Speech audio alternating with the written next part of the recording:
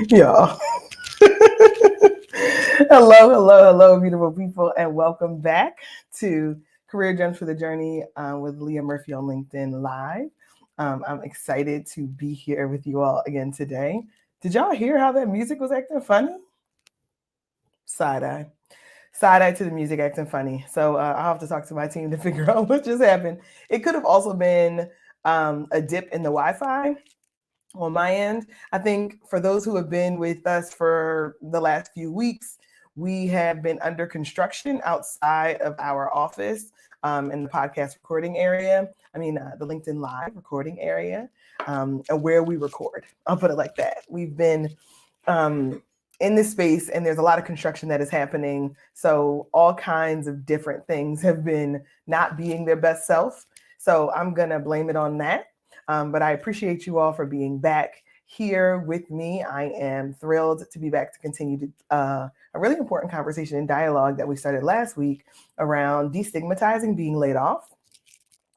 And it's something that has been coming up more and more because there are so many different impacts that are creating an environment where people are either experiencing being laid off, a separation, or underemployment, or folks are recovering from, right? There's some survivor's guilt sometimes when you're still in an organization after someone does experience separation. So there's a lot swirling. So that conversation has been happening consistently outside of this platform, and definitely a ton with my clients. So I want to bring some resources, right? Last time I think we set a foundation and made sure that folks were kind of on the same page, and we could understand that different folks are experiencing different phases of separation from an organization or potential underemployment. So it's normal.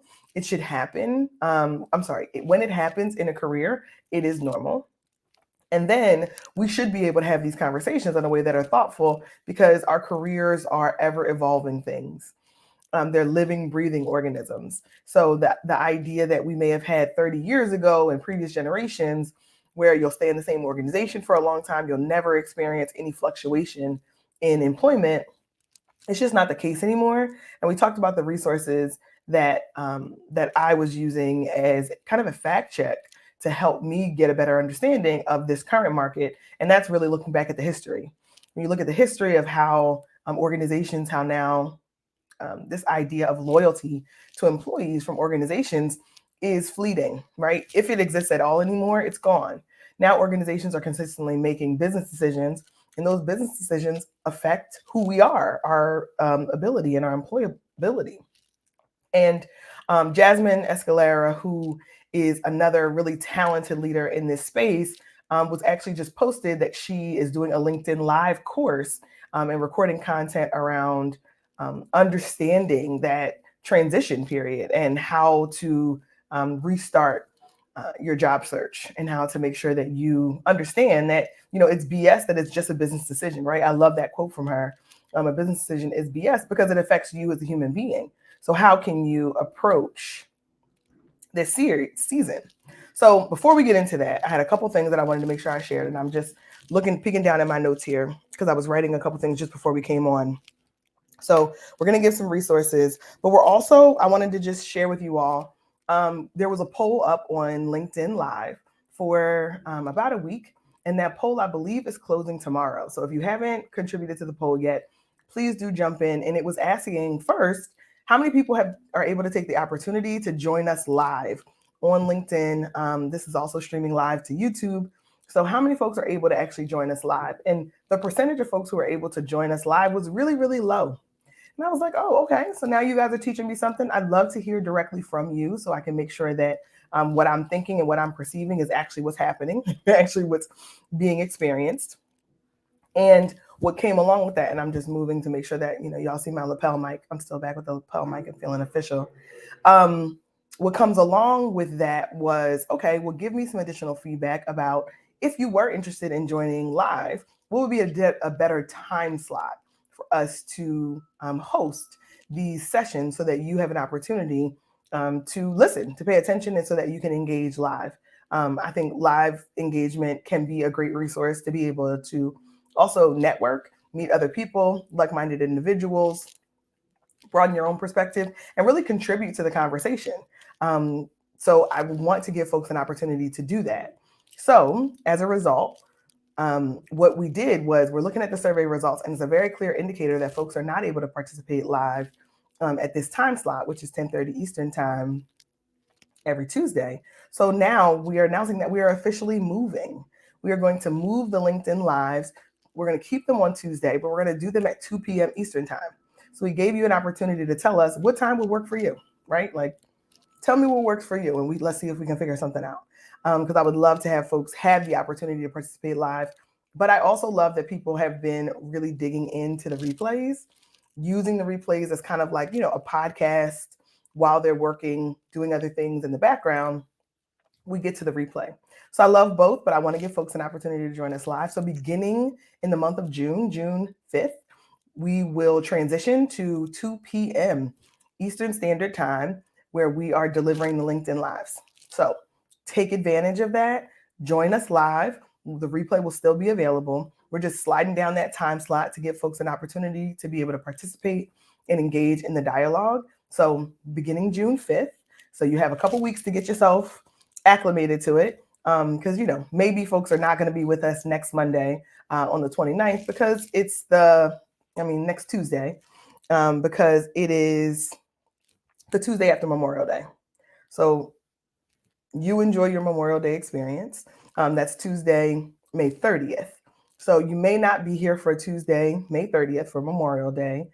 Maybe you're continuing to celebrate, and I love that for you. Please celebrate, enjoy yourself, move slow, take your time. You can always catch us on the replay. But the following week, the first Tuesday in June, on that first Tuesday in June, we will move our time slot to 2 p.m. Eastern time to give more folks an opportunity to participate live.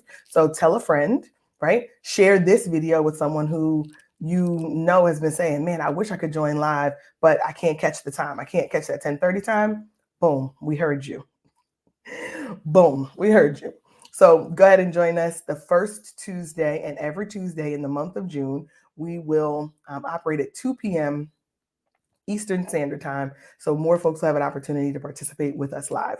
So that's one. Had to get that out of the way. Whew. The second one is we have a brand new offer that is coming along with some things that are embedded in the podcast. So I'm going to touch on that at the end. But before we sign off today, I'm going to make sure to introduce something brand new to you. So stick around. Stick around for the new offer. Listen to the very end because there's going to be something exciting that I want to make sure you all have an opportunity to experience. So I mentioned Jasmine Escalera, who we had an amazing podcast episode where we were talking about all things I wish I knew before asking for more money. And Jasmine does work around Dr. Jasmine Escalera. Excuse me. Let me make sure I put some respect on her name. Dr. Jasmine Escalera has a tremendous push and a tremendous program that she is building around helping folks to quit toxic work environments, toxic organizations, which I absolutely love. We did a collaboration on the Career Gems for the Journey podcast. It was dope. If you haven't heard it, please, when you get off of this recording, when you put this one down, pick that one up because it was a great conversation. We covered all kinds of perceptions and things that normally hold us back from potentially negotiating for additional compensation. And I promise I'm going to bring that full circle because when you experience some form of underemployment, some form of separation from an organization, layoff, or a chosen time away, right? If any of those things happen and are part of your resume, oftentimes when you are making the choice to potentially return to the workforce, it affects our perception of our value to the market. We believe oftentimes, or we've been trained, let's be honest, we've been trained and conditioned to think, well, maybe I'm not as valuable as I was when I was working within the organization and there was no separation of employment. And I'm here to tell you that it's just not true. It is just not true. And I'm going to tell you a little bit more about why. So when you're returning to an organization or to a new organization after having experienced some form of separation, what I really want to encourage folks is to not make your next career choice or your next compensation acceptance, your next offer acceptance based on you having been out of the market for a short period of time. Your competencies, your skills, your value maintains, right? It maintains the value if the market still says those skills are valuable and relevant. So if the market says that your skills are valuable and relevant as a, for example, project manager, as a brand manager, as a procurement specialist, if the market still says those skills are valuable, then you returning to the workforce should also be aligning to what the market says your value is. So what are you saying, Leah? What does that all mean? Don't sell yourself short. Do not sell yourself short. Because you've been gone for 6 months, a year, or whatever the window of time is, if you still have been able to maintain relevant skills that add value to the organization, that will allow companies to progress towards their goals, your skills are still valuable. That break you took may even have made you better, right? It made you a better asset to the organization because you were able to take good care of yourself during that time. So now you're even firing on all cylinders. Now you're showing up a better asset than you would have been had you not had that break. So I want to first make sure that folks understand that experiencing some form of separation during your career is normal. We talked about that. 70% of people experience some form of layoff, separation, or underemployment during their career. So it's normal. And then we also talked about making sure that hiring managers and employers, I'm talking to you, hiring managers and HR professionals, knowing that folks are going to continue to experience a job market that is volatile, an economy that is shifting, and large companies and large organizations, small organizations, are making choices to shrink their workforce, to add roles, to remove roles from the market. We're riding a roller coaster here. So understanding that there will be some gap potentially in the resume and making it a point of acknowledging that this is normal and not making the assumption through your own bias that person then may not be someone that you want to consider. It's just not so. It's just not so.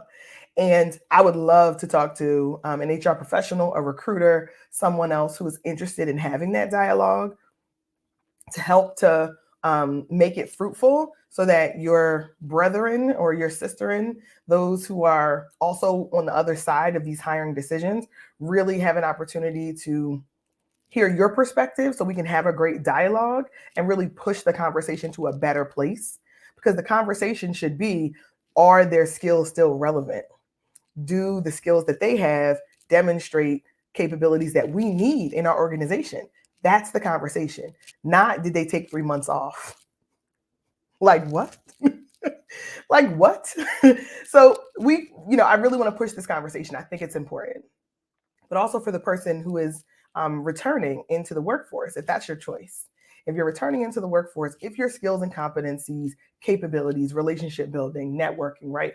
You name it, all the things that make you you, all the things that make your sauce special, if those things are still relevant in the market, then you can negotiate for your market value.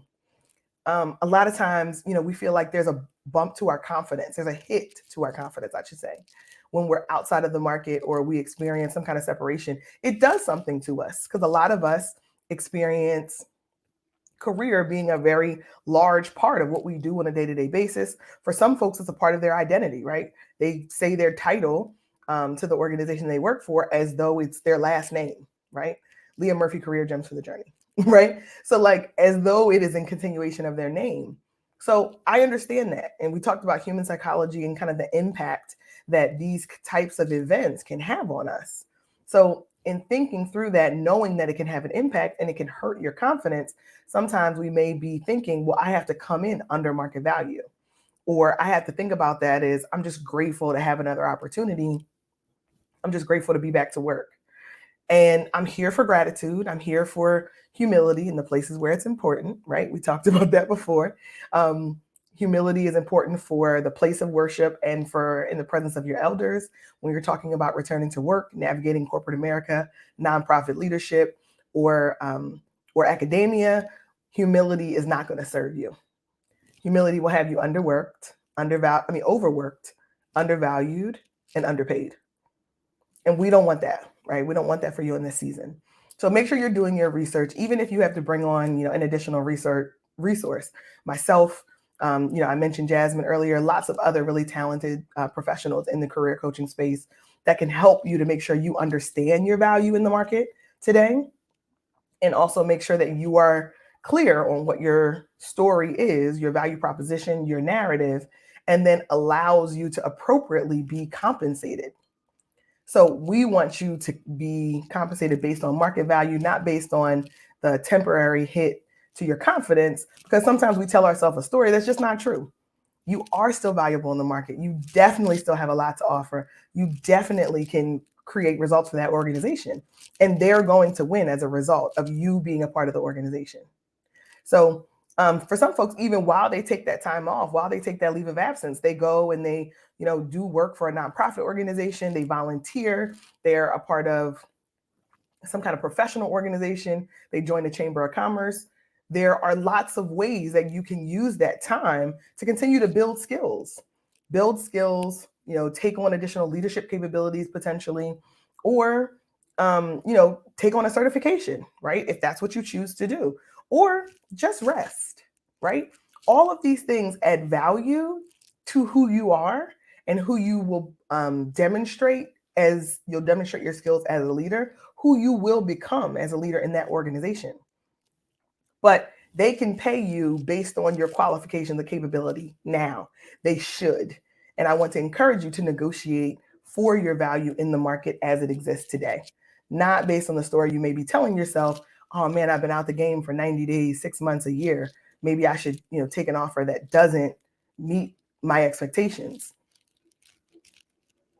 That's not your only option, right? It's not your only choice. There are circumstances where that may work, but it's not your only choice. So I just want you to bring on other folks who have the perspective and can help to guide you on your career strategy.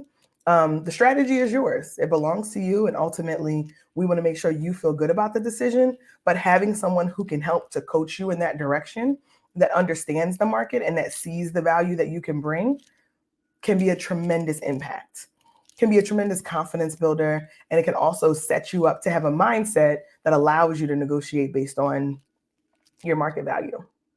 So when you're returning to work, when you're making the choice, if that's your choice, to return to work after some form of separation, making sure that you negotiate based on your market value when you're joining that organization is mission critical for me. You guys know how I feel. Salary Power Moves, Winning the Compensation Negotiation is the book, right? And that book has helped so many people show up in a way that allows them to have strategies and language that really ground them in negotiating based on the market, and knowing that layoffs are a part of careers, that there's still an opportunity to merge those two things together, to negotiate successfully after coming off of a separation or a layoff, after having taken a choice to step out of an organization and maybe even venture into entrepreneurship for a period of time. Those skills are still relevant. So I want to make sure that folks understand that, and how to use your time during that separation is unique. It's completely individual. So if you guys want to talk more about that, there's a podcast episode, What to Do in the Meantime. That one is a while back now, but if you dig down into the Career Gems for the Journey podcast repository, scroll through the library a little bit, we make some really clear recommendations for what to do in the meantime when you may be experiencing some form of separation or some form of joblessness.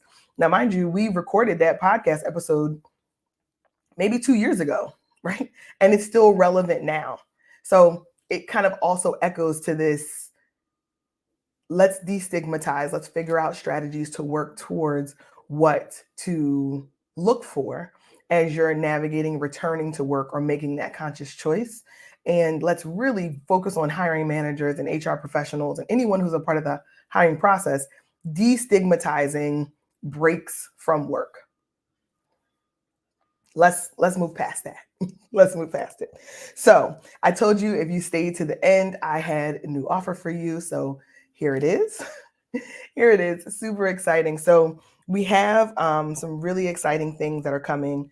And the new offer that we're really focused on here at Career Gems for the Journey is to give each of our members, all of those who are joining us on our live streaming platforms and also on our podcast, really an opportunity to not only grab the book, Salary Power Moves, Winning the Compensation Negotiation, and to focus on continuing to grow our competencies and skills. But we also now have a new offer as far as team building. So many of you will know that I have done keynote speaking for a long time and get the opportunity. It's my real honor to be able to partner with organizations who are looking for negotiation workshops or other forms of professional development workshops. So that has been great. Love that. If you're interested in that, head over to gemsforthejourney.org to our Work With Us page. And that Work With Us page will give you an opportunity to see the services that we offer and to have an exploratory conversation with someone from our team. So head over to go do that, gemsforthejourney.org, and click on Work With Us.